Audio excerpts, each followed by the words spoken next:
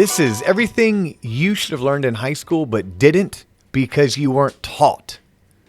You are tuned in to the Loan Officer Podcast Show with me, Dustin Owen, and I have a special guest with me today, the one and only Mr. Mike Williams, which, by the way, there's not a one and only Mike Williams because it's a pretty common generic name. But how about this? I have the Mike Williams, who actually is newly employed at Waterstone Mortgage, but has spent the previous 5 years doing what, Mike? I was a car salesman.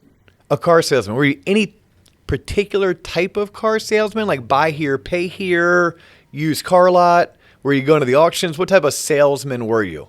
It was new retail. We had 4 brands, so mostly new cars, some used cars, but a big major dealership. Big major dealership. Were you helping people lease cars? All the time. Okay. Buy new cars? Mostly. Yeah. And certified pre-owned? Correct. Okay. And were you just any salesperson for this dealership, or were you maybe like the guy? I was pretty good. I did all right. You're pretty good. You're number one, was it 5 years in a row? Something like that. Something like that. Okay, perfect.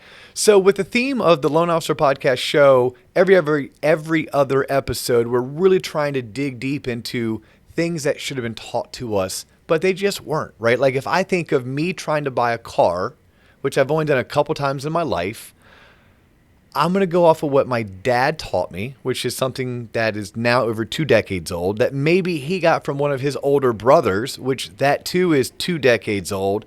So I'm trying to go off of like A, memory, and B, piecing together stories I heard over the past 3 or 4 decades. I have a small, sneaky suspicion that things have changed. Is that correct? Absolutely have, and that's a big problem that a lot of people have. They think, this is the way you do it because their parents, or even 10 years ago, the average trade cycle is like 5 years in the car business. That doesn't mean you bought all 5. Every 5 years from a new car dealership, or they were all new cars. Could be your first new car and you're 50. So things have definitely changed. The internet really is what's changed. Okay, perfect. So what I want to do is I want to spend the next like 20, 25 minutes. I am as much the audience as I am the host of this podcast. The thought process and the theory behind it is if I'm ordinary and my friends are ordinary, then that means that there's tens of thousands to hundreds of thousands of people just like us that think we know way more than we do. So I'm going to, and this is even like true story, in the next year or two, I'm going to be in the market for a new car. My car is hitting about 140,000 miles. I've had it for about 7 years now. My wife's car is 150,000 miles. She's had it for 8 years. Our son is 15, turning 16. He's probably going to get her car, which means sometime in the next 12 months, the Owen family household is going to need a new car. So a lot of what I'm going to ask you is things that I truly want to know. So let's just jump right into it. First and foremost, if I want to buy a car, what's my first step? Like, what's the first question I need to solve for? So I think the problem going with the themes of misconception, a lot of people shop online for cars. When you shop online for cars, what do you think about? What are you shopping for? Price. Right, price. Well, here's the thing. How many people I've had come in that, hopefully I was the lowest price or I was top 3. They're going to visit, see which one they liked, and then buy from them. Or maybe I could match the other dealer that's out of town thing. We go look at the car, and it's the wrong car. They've never seen it, they've never driven it, they watch YouTube videos, run on KBV, whatever, the manufacturer quote's right. It is not as big or small, it didn't have the features they thought it had, didn't have the safety stuff. So as a good salesperson in anything, you do an interview. What are you guys looking to do? What are you driving now? Why are you driving it now? What are some things you want in the new car? Budget, blah, blah, blah, blah, blah. And you get into, this isn't the right car at all, and they leave in a totally different car. So I was never that scared to quote somebody, like a really, really good deal for them that I thought would beat my competitors. Because a lot of times people come in and it's the wrong car, man. So that's so interesting. So I learned something already, and we're like 30 seconds into this interview. But here in the mortgage industry, I constantly preach, hey, there's no such thing as a one-size-fits-all mortgage. It's not as easy as, I went online, I clicked a button, I got a loan, and that was the best loan for me. Exactly. I would have never thought, I literally preach and teach that day in, day out for the past decade plus. I would have never thought to approach buying a car in the same way, but you're telling me right now, even the car I drive needs to be tailor-made to my personal needs, wants, and goals. And what I think okay, go ahead. There's no such thing as a great deal in the wrong car. So just because you shop 15 dealerships, send 1 million internet leads, called, emailed 1 million times, did all this haggling, got through financing, got all the crappy stuff that no one wants to do, that everybody fears about buying a car, the bad part of the process that I imagine is going to be the bulk of what we talk about today, doesn't mean you got the right car. You know, there's no such thing as a good deal on the wrong car. So my first thing would say, go drive them. Even if it ends up not being the dealership that you do business with, even if you go drive a used one that's maybe a year older but no changes, your car now could be very different. Your car now compared to the one you drive if you just wanted to replace the same, you know, make and model, but for 2020 or next year, 2021, could be you hate it, you know. We had one that was kind of like that. I sold a ton of my first couple of years in the car business. The next 4 years, they remodeled it. They made it a little bit smaller. They changed a bunch of stuff. We sold more of them than ever, but man, did we piss off all the clients that owned those previous ones, because they just wanted to come in, plug and play, pick a different color, but that same car, and it was totally different, and they hit the singing well. Now you've just shopped this vehicle and shopped all this stuff and all these different dealerships and spend a bunch of your time you're pulling your hair out. The nice thing about the internet is you can shop, you know, in your underwear in your living room, which is why a lot of people use it, and it is really the best way to get the best price. There's some caveats with that we'll get into for sure. I think the biggest thing is there's these big dealerships, like even biker paper places, H. Gregg, off lease only, that sell wrecked trash cars. You would never actually want to own one of them, but they have like they got Maserati, they got Mercedes, they have Buick, they have GMC, Chevy, you know, everything you could dream of. Go there, go sit in them, go drive them. You know, you're not going to learn a lot from the salesperson probably there about one specific model. But that's kind of the way to do it. Make sure it fits, make sure the family sits in the back and the car seat goes in and that kind of stuff before you start shopping in a dealership. So the first thing I need to do is actually drive my happy butt, or if for whatever reason my car is totally trashed, I need to Uber or Lyft to a dealership. CarMax, even anywhere, as long as there's, you know, get a good idea of what you're looking for. You probably already have an idea. Narrow down to a couple, 3, 4 vehicles, and then go sit in them.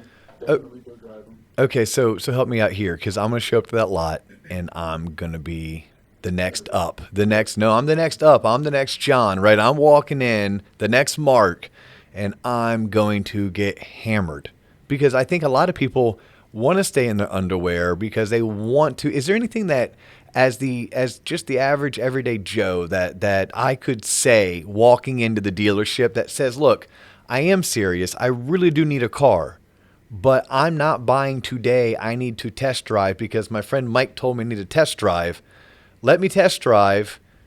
Do what you can to impress me, but please don't try to close me. Or is that just going to happen? People don't want to be closed nowadays. There's a certain level of people that, you know, you can close, absolutely. I sold kind of expensive vehicles, not, you know, Lamborghinis or anything, but probably my average sale was like in the $50,000 range. Well, people buying $50,000, $80,000, $40,000 vehicles, they're business owners, they're loan officers, they're cops, they're, you know, realtors. They're not idiots for the most part. So they want the best deal possible. You're not going to close them on why you should buy it. Plus, you work at a new car dealership.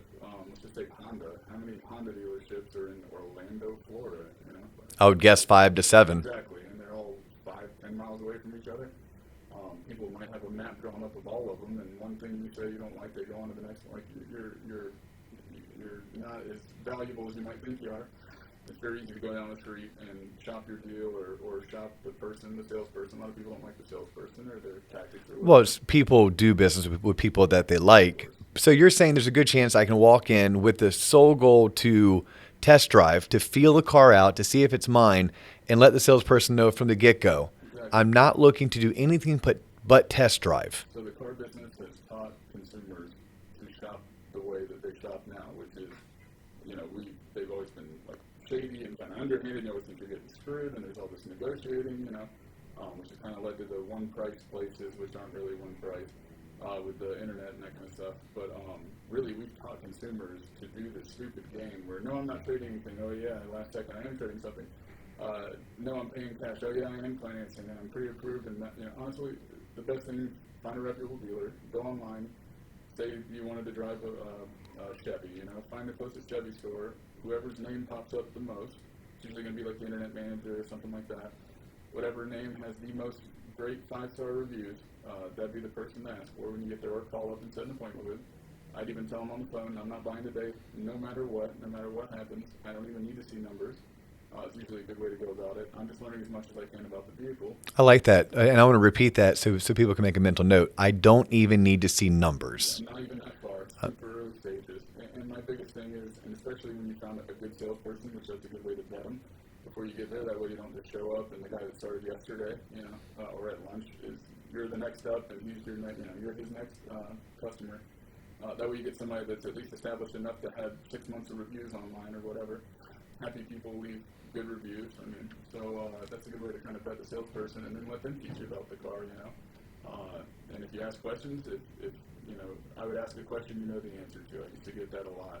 People would ask me, how many horsepower does this truck have? And I would say, it's 420.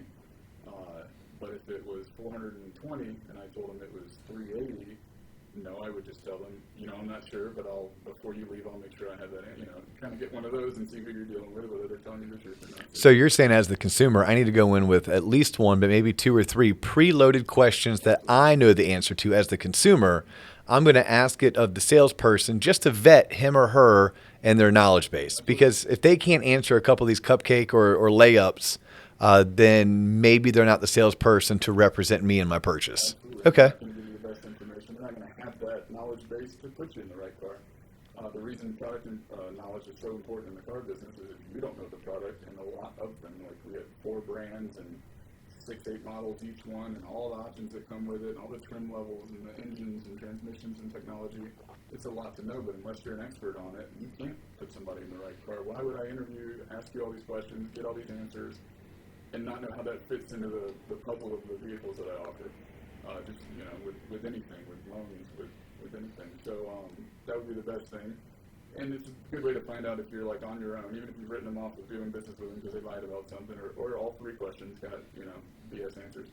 Well, then, you probably don't want to do business with them because they can make promises they're more than likely not going to follow up on. Even if, sometimes out of just pure ignorance, right? Yeah, They just don't know better. They're not doing it to be malicious. They're just doing it out of being new or uninformed. And if you're in the car business and you're new, I don't know, but I will get you that answer before you leave. I will make sure we know before you leave. I'll learn something today.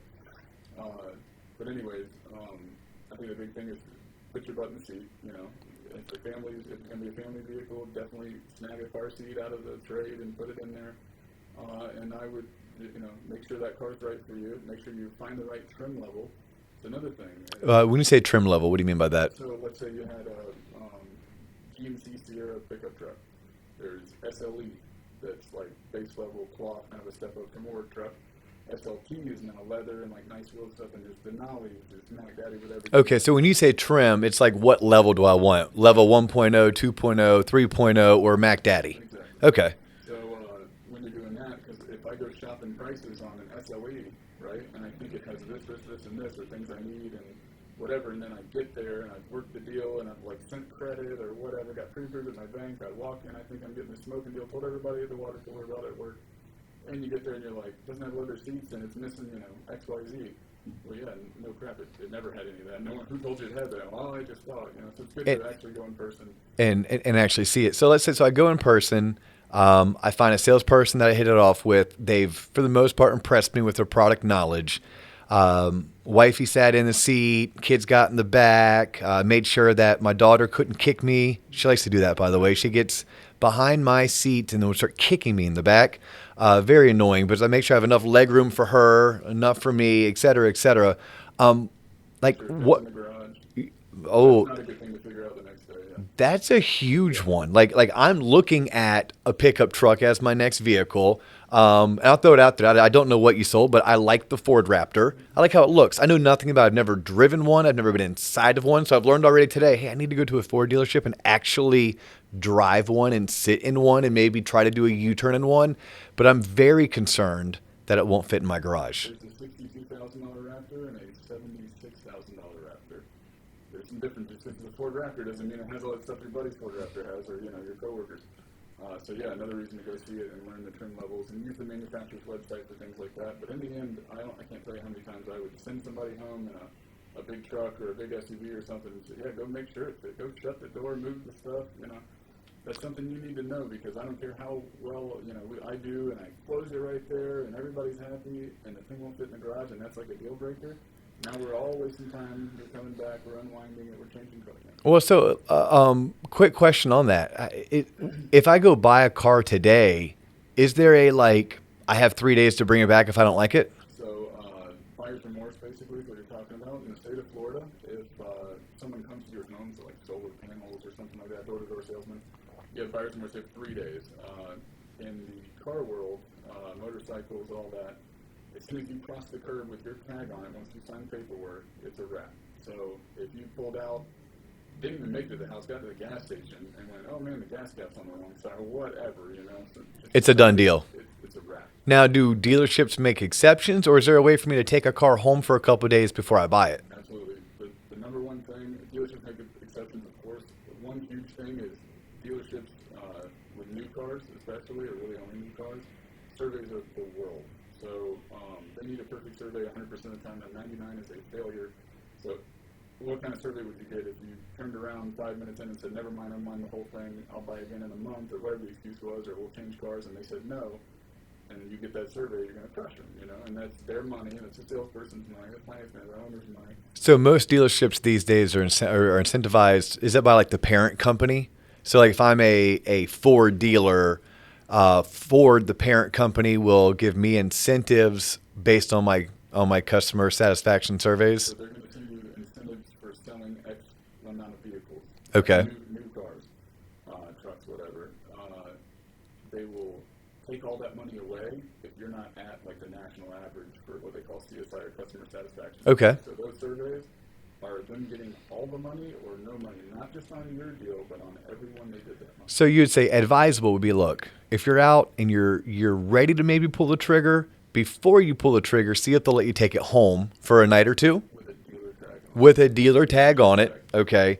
Even if you sign all the paperwork, rock and roll, dealer tag, what do they call it, like an overnight or a loaner car agreement, and then you're in the clear, and you know, and obviously be honest with them. Kind of the point I was getting to earlier.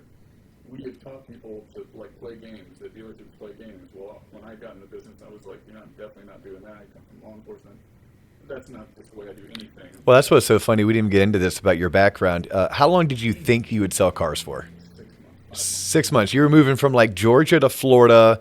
Back then, your profession was law enforcement, so you're waiting for some paperwork to go through, and you figured, well, I'm kind of bored. Maybe I'll come down here and sell cars. And you did it for what, 5 years? That's exactly almost 6. Almost 6. Wow, that's crazy.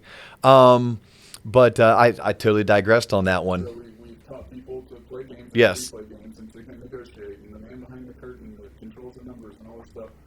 Really, as honest as you can be, especially once you've vetted your salesperson.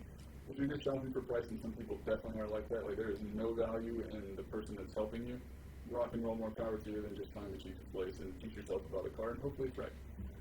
I like that, hopefully. Yeah, right. I mean, there's a lot to know, man, especially if you're shopping several models, and different ones are easier than other brands, but there's a lot to it, a lot of different packages, a lot of things. I would gladly, by the way, and I wished more consumers, in fact, I think most consumers are, but there is that segment that just come hell or high water aren't.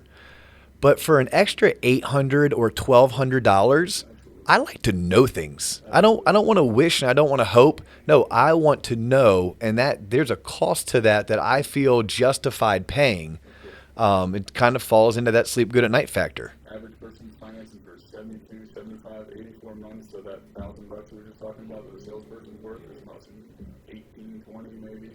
Total, like over the. Dollars a month. Oh yeah. If you paid $1,000 more, which guarantee that you did, but yeah, I think someone's worth more, absolutely. So I think what you're getting at is the gameplay or the gamesmanship that we're so afraid of that we want to bring to the dealership. Because we taught you to do that. But is that so yesteryear? It really is. I mean, is that like 1988, Colin? It's a way to have and as soon as a salesperson or sales manager, as soon as you have someone that's like playing games and leaving things out, and maybe in some circumstances it does make sense to not give them all the information. I want a price first, then I want to know how much my trade is worth to you, pending you see it if we're doing the internet thing. And then see what like 3 or 4 dealerships in your area do. If one person stands out, I'd probably give them, hey, this is the lowest quote I got. How close can you get it? Can you match it? Can you beat it? Whatever. But I would definitely give me your sale price, and then the next request is how much is my trade worth to you? Here's the VIN, here's the miles, some pictures, here's what's wrong with, the big thing is just to be honest. Yeah. Really, if you find an honest salesman, don't lie to her. If you think they're honest, you're pretty sure they are. They pass the kind of Well, test it's at the beginning. yeah, it's a two-way street, right? Your salesman or saleswoman may have one or two cards up their sleeve that maybe they can't even show Right. until you get to a certain point in the negotiation. But they're going to be honest with you. You should be honest with them. Although maybe there's one or two cards up your sleeve, like, hey, I'm not going to let you know that I'm. Apply for a discount, Well, I haven't said anything about it. Okay. Well, yeah, I was thinking, or I have a trade-in because I want to get the lowest possible price, then a trade-in. And maybe I'm fortunate to where I don't need dealer financing. I could pay cash, but I'm going to do whatever helps me get the best price. And maybe that's something I don't lay out on the table right away. I wait until we get to that step in the negotiation. Is that a smart move or not a smart move? Yeah, I don't see anything wrong with Okay. it. As long as, the point was, you don't have to lie and say, I'm not trading anything and I'm buying it cash, and then come back and say, well, actually, what were you getting for this random car that I drive every day that I might be trading with trading the whole time? And I have a 600 Beacon, and I have to finance. And you know what? I'll pay cash, but if there's incentives to finance, let me know, because I am open to financing. A lot of times the incentives to finance are with the manufacturer's bank. So you said the Ford Raptor, Ford Motor Credit might offer you another $750 to finance through them. The rate might suck, but there's ways. If you have a professional salesperson or sales manager, they can walk you through it and say, well, you can finance with Ford Motor Credit, get that $750, and then refinance with your credit union in 3 months. You guys can do the math on if it makes sense to do it or not, if it's worth your trouble or not. But that's kind of the way. So yeah, just giving them as much information as possible. Up front, making sure they're the type to give you all the information. The days of when I first started in 2014, we would give quotes over the phone. We would give quotes online within reason. We haven't seen your trade. If it's beat to hell, then it's probably not worth what I'm telling you. If it's perfect, it might be worth more. A lot of dealerships would show you $2,000 over perfect. Wait till you got there, and then walk it backwards. So I'll get into the flaws with the internet quotes too. And why I think you should vet a salesperson or a dealership as a whole on reviews and ratings and that kind of stuff. Where's I going with that? But basically, someone that'll help you if you give them all the information. That's the only way I can see the whole picture and actually say, well, here's the best way to go. Oh, well, I saw 0% financing. Okay, well, 0% doesn't make sense because you lose this $5,500 rebate that you get if you don't do it. Here's the difference, and if you kept it for 6 years, the 0% would pay off. But you want someone that can help you with stuff like that. Yeah, it's basically someone who can customize your overall purchase to make sure you're hitting as many boxes that make sense for you to get the car that you've already test drove that makes sense for you. What I've read a lot through various personal finance publications or books that have been written on personal finance of never buy new or never buy lease or only lease or certified pre-owned. Can you break down and almost categorize when does it make sense to lease? Who should buy pre-owned, or I'm sorry, who should buy brand new? And then why does it make sense to buy certified pre-owned? Absolutely. So leasing, when I was in law enforcement, I always thought was just kind of hokey. It was a way for people to buy cars that were nicer than what they probably could afford with their budget. Well, I've even called. I was telling Coleman, who, by the way, today with you off on mic, he's off mic, but he's standing in the room with us guys producing the show. And I was telling him, to me, people who lease, again, like you, I'm very ignorant when it comes to this.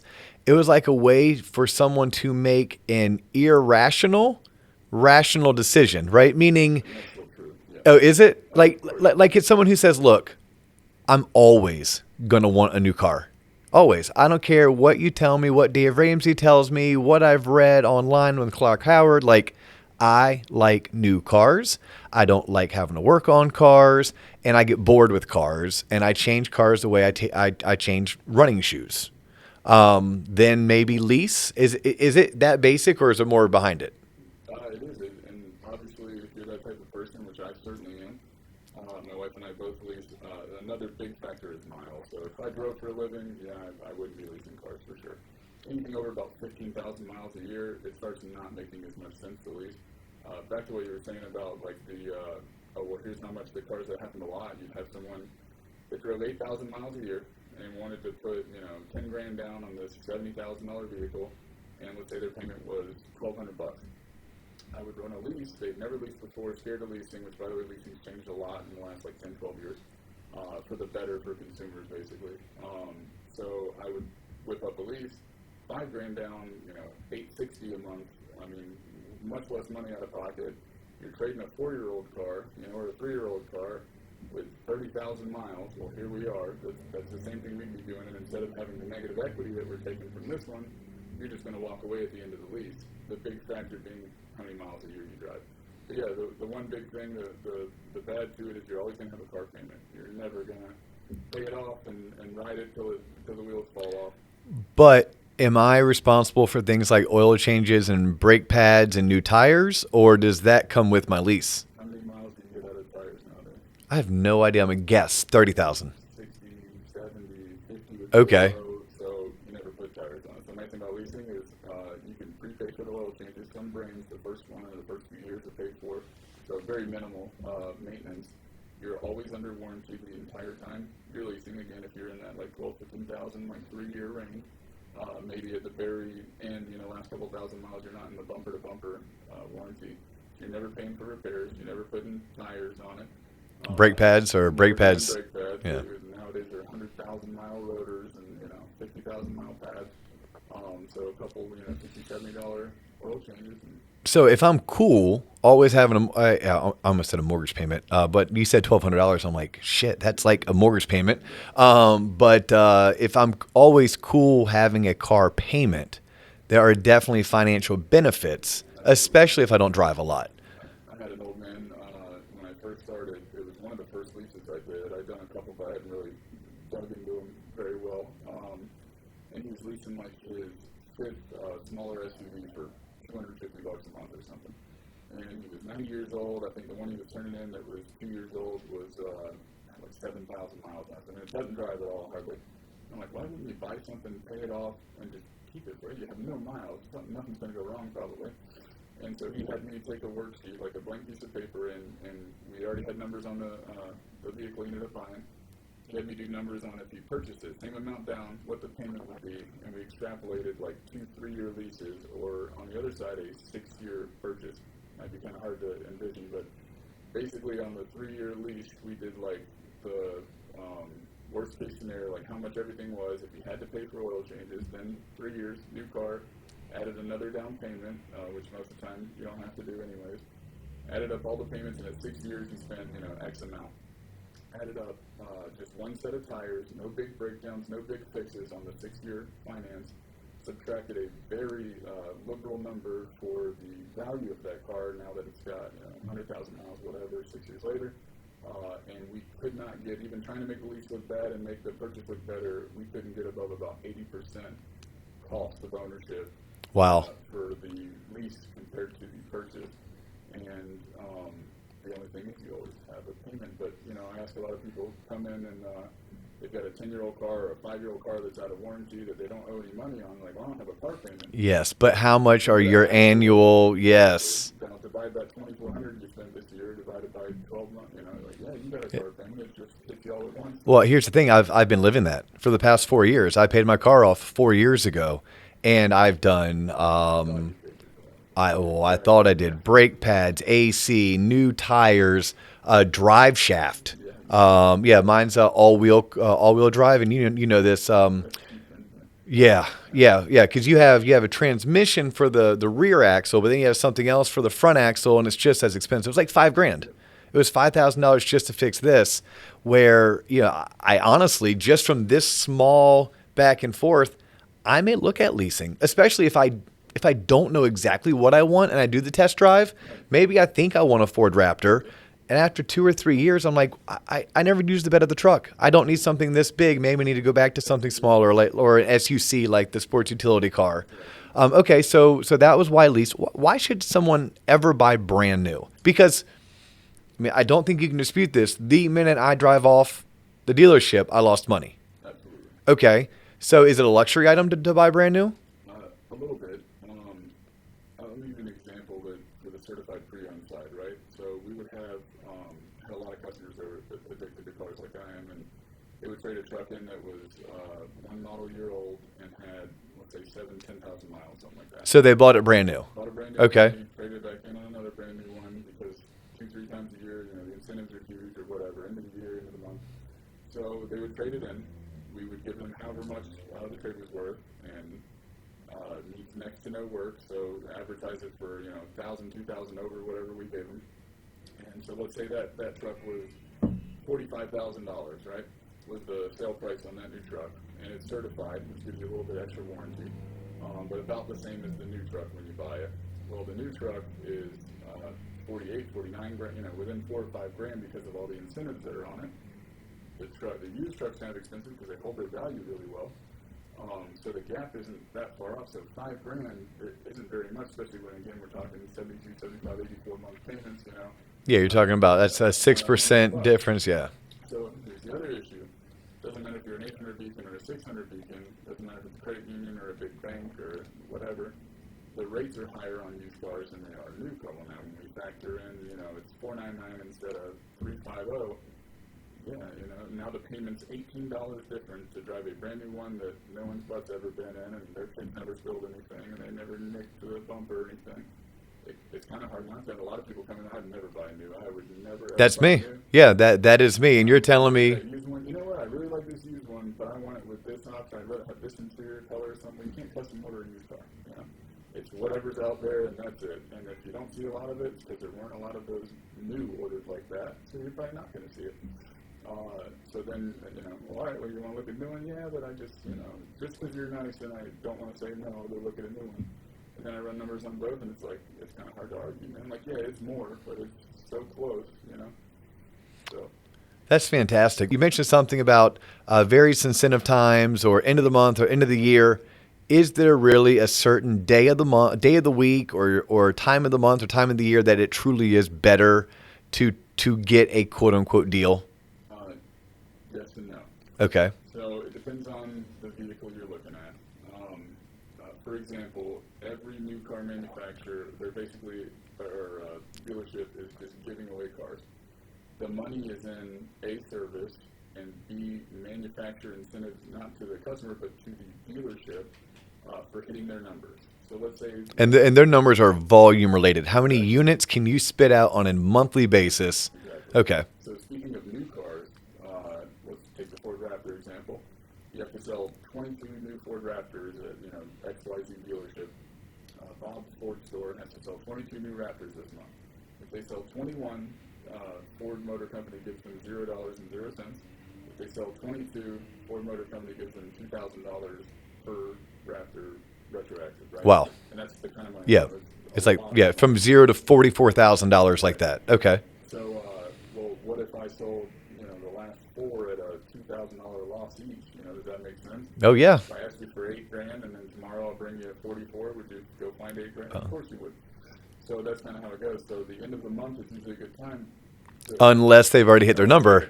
Unless they hit their number. Okay. So far away that they're just not going to hit their number. So really walking in at 5 o'clock on the last day of the month, it's like they kind of already know. No one else is walking, especially if it's like a Tuesday, If it's a Saturday, maybe it makes sense. But start working the deal maybe 4 or 5 days before the end of the month. Hell, ask your salesperson. They'll know how far away they are. I was thinking about that. Like literally, if you're not even going to come close to hitting your number, and here we are on like the 28th of February, and this year there's 29 days in February, but most days, most years there's 28.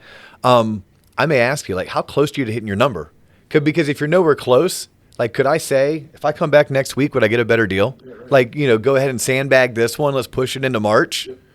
And I would do that for my customers all the time. Like, hey, Mike, I'm looking to trade my truck, vehicle, whatever. Whenever you tell me I should do it, And so I run numbers. The other news is that people may not know is the incentives are constantly changing, right? You see, watch a March Madness basketball game or the Super Bowl or whatever, 0% or XYZ amount off. They change every month, and no one ever knows. Someone knows, but we don't know at a dealership level, not the general manager, not the owners, anybody, what they're going to be the next month. So it could be, if it's not so good right now, well, then the next month the incentives might be better. The dealership taking their number aside, that rebate might go from $2,000 to $3,500. Well, you shouldn't have bought on the 29th, you should have bought on the 1st. Okay.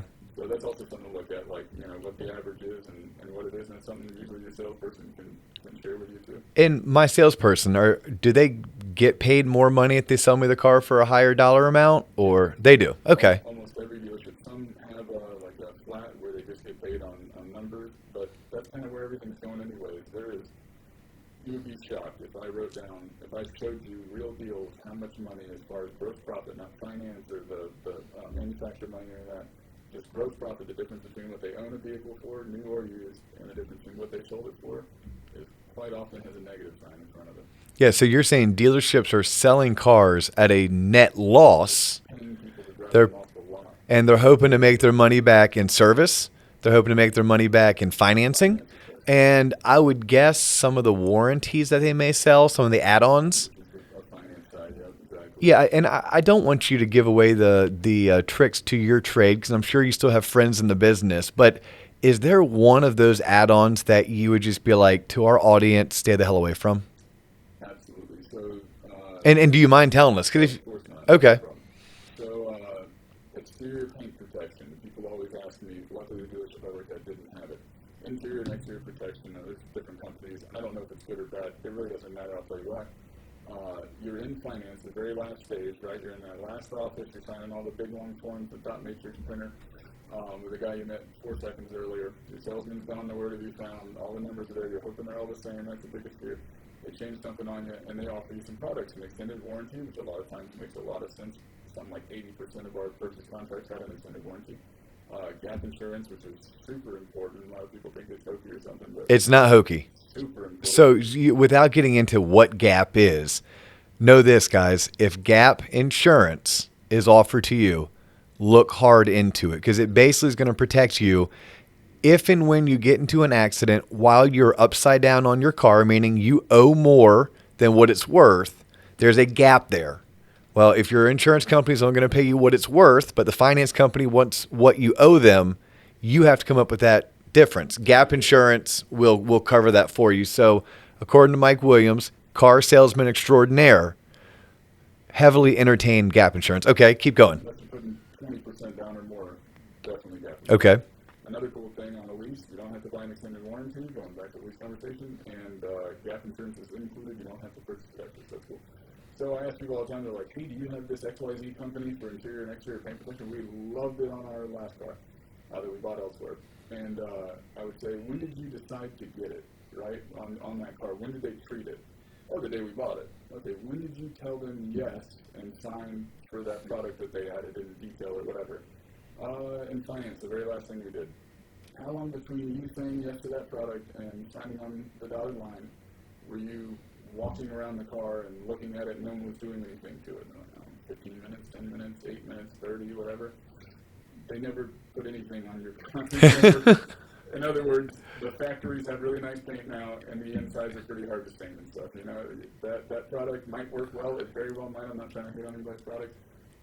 But it probably never got applied to your vehicle. Okay. Are there any other of those like gotcha, add-ons that they try to, that just, look, if people want to make the decision, let them make it. But these are things they should at least look hard at and consider not doing. Absolutely. I would say a lot of places call it different things, but it's like a window etching. It's like an extra insurance on the glass of your vehicle. That's how bad it is. I can't even explain it. I would literally prep customers before walking in and saying, hey, like this one thing, don't even ask me why, but just no thing. I don't care if you give it to you. So it might be easier. Gap insurance, Yes. we give thumbs up to. Warranties. Extended warranties, thumbs up to. Absolutely. Anything else that we should give thumbs up to? I like those too. A lot of times they offer you maintenance, like prepaid maintenance. Just do the math if it makes sense. If the manufacturer's paying a year and it's a 3-year lease, and you say you need like 2 oil changes, a lot of the cars are going like 7,500 miles. So you're driving 12,000, 15,000 miles a year. You're going to need 2 a year for 2 years. They're like $60, $70 a piece. Pretty quick math. And it's selling to you for $800. Probably hold off on that, right?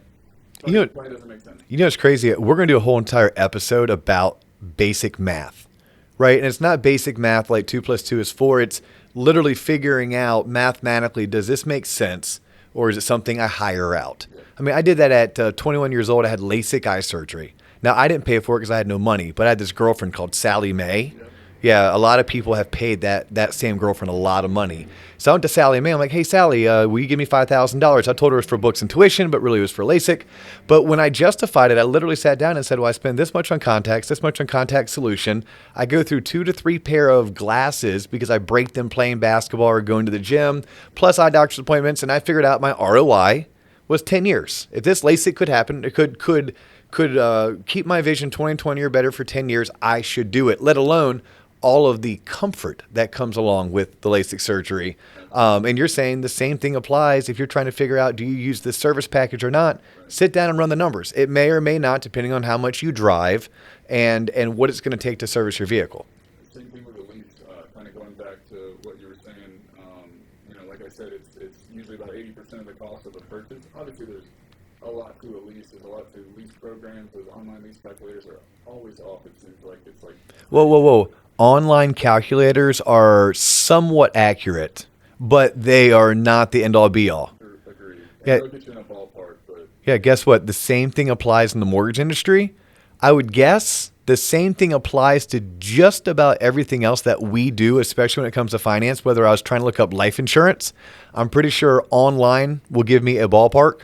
Okay, I just, I kind of, you may have hit a nerve there where... So it hit a nerve for me too.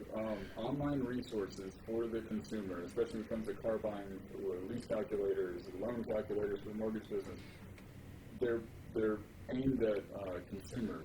They're not aimed to be accurate, right? They want you to click on their website. What resource would you use online to get a estimate for what your trade is worth next year when you go to... Me? I only know KBB, right. Kelly Blue Book. A lot of people know KBB. Why do people know KBB? Because they advertise like crazy. When you go on their website, if you type that you're trading, whatever car, and you're looking at a Ford Raptor, you're going to have like 8 dealerships right down your throat of in your area with Ford Raptors. Then you're going to have the other dealership that pays extra to have their Chevy Silverado, whatever off-road to be in there. They are a website for making money via ads from dealerships, right? You can even sell your car to KBB. Really, it's a dealership that you'll go trade it to anyway. So they're a consumer website, they're an advertising website. So why they want you to come back to it? It's not going to tell you what your car's worth. They're going to tell you an inflated number so you feel good going there, and you go back to them and you tell your friends to go there. The higher your car's, the more it's worth, the more it says it's worth. The happier you are, the more likely you are to go on there, the more they can charge for their advertising. And sometimes it's dead on, but usually it's way higher. This sounds like Lending Tree and Bankrate. There you go. They're good enough resources, but they're marketing websites. They're lead generation websites. They are not the end-all, be-all. Exactly. So quick hack, instead of KBB, run to the nearest CarMax. About 20 minutes, they'll do an appraisal and actually write you a check that's good for like 3 days if you accept it. Ooh, I like that. And if you go to that, and even if you don't sell it to them, there's a tax advantage. You can get real deep into the financial number side of cars sometime if you want. But there's a tax advantage in the state of Florida, at least in most states, that you only pay the taxes difference of what you buy and what you trade. So if you're buying a $50,000 vehicle and your trade, they're giving you $20,000 for your trade, you're only paying taxes on $30,000. So it wouldn't make sense to sell it for $20,500 to CarMax and not trade it, right? 7%. Yeah. So there's reason for that, but at least if you go to CarMax, spend 20 minutes there, they will put it in writing. A, it's negotiation till later, but B, it's just so you have a rough idea of what your car's worth. Because if you go on KBB, you can go to 3 dealers and show them your car. You're going to be you're going to tell everybody how pissed off you are and how hard it is to buy a car. That's a huge takeaway. Like, that's a fantastic life hack. So I'm going to take my car before I tell my dealer that I'm going to trade it in. I'm going to spend 20 minutes to go to CarMax. Worst case, I know what my car is worth. I know how much they're going to pay me cash. It's free. And then I can use that to negotiate my trade. Or worst case, I ended up buying the car and taking my previous car to CarMax. I sell it. Life's all well and good. Dude, this was fantastic. I so appreciate you coming on the show.